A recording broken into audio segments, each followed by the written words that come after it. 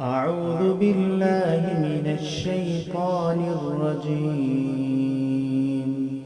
بسم الله الرحمن الرحيم. الرحمن علم القرآن خلق الإنسان علمه البيان.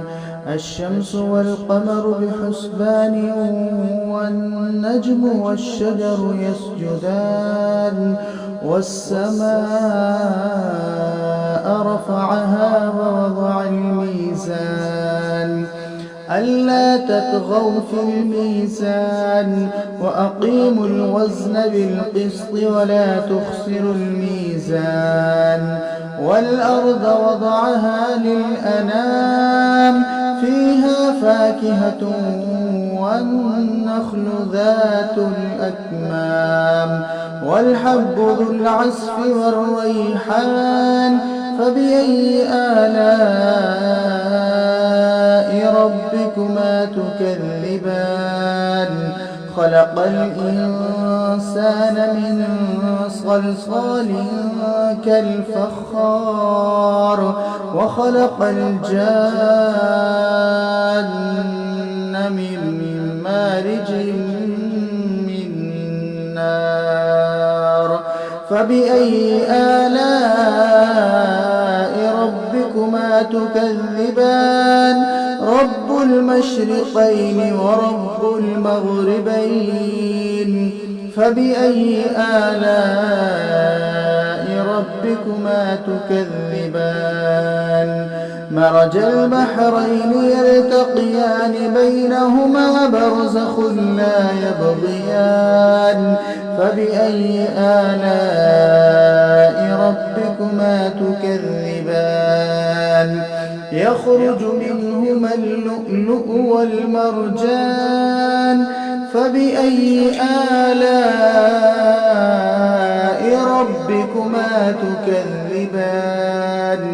وله الجوار المنشآت في البحر كالأعلام فبأي آلاء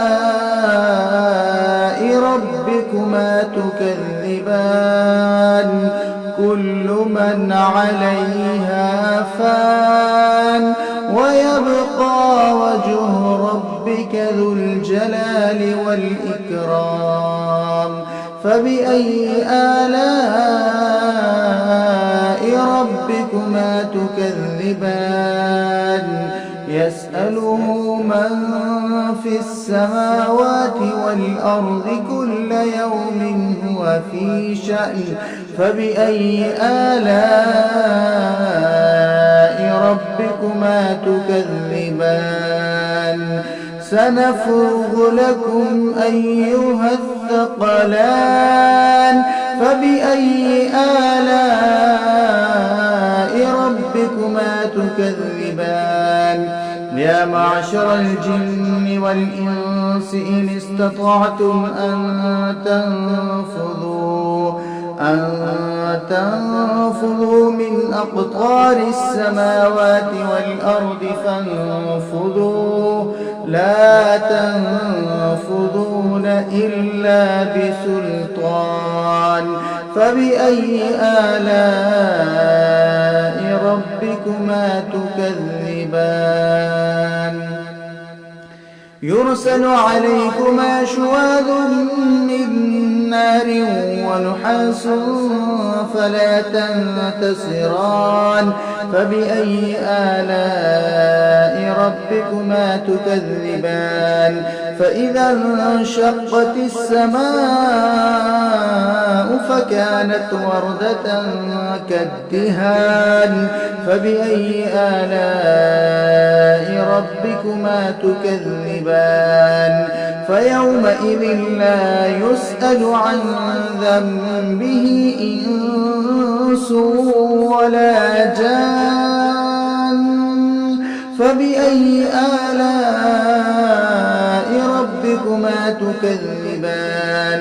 يعرف المجرمون بسيماهم فيؤخذ بالنواصي والأقدام فبأي آلاء ربكما تكذبان هذه جهنم التي يكذب بها المجرمون يطوفون بينها وبين حميم آن فبأي آلاء ربكما تكذبان ولمن خاف مقام ربه جنتان فبأي آلاء ربكما تكذبان ذواتا أفنان فبأي آلاء ربكما تكذبان فيهما عينان تجريان فبأي آلاء ربكما تكذبان فيهما من كل فاكهة زوجان فبأي آلاء ربكما تكذبان متكئين على فرش بطائنها من استبرق وجنى الجنتين دان فبأي آلاء ربكما تكذبان فيهن قاصرات الطرف لم يطمثهن إنس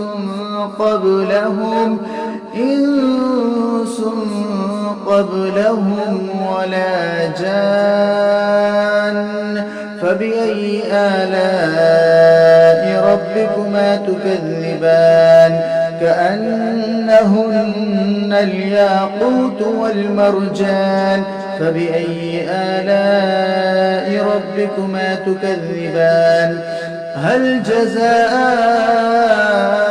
الإحسان إلا الإحسان فبأي آلاء ربكما تكذبان ومن دونهما جنتان فبأي آلاء ربكما تكذبان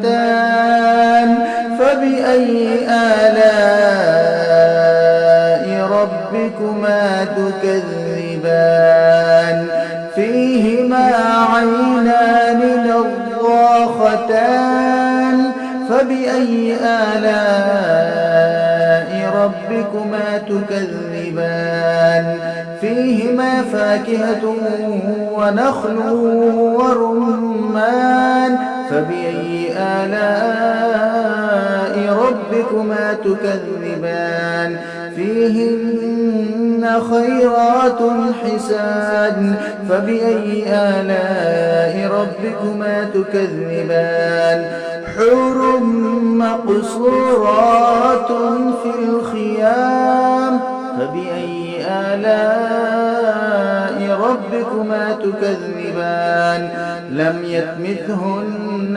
إنس قبلهم ولا جان فبأي آلاء ربكما تكذبان متكئين على رفرف خضر وعبقري حسان فبأي آلاء ربكما تكذبان تبارك اسم ربك ذي الجلال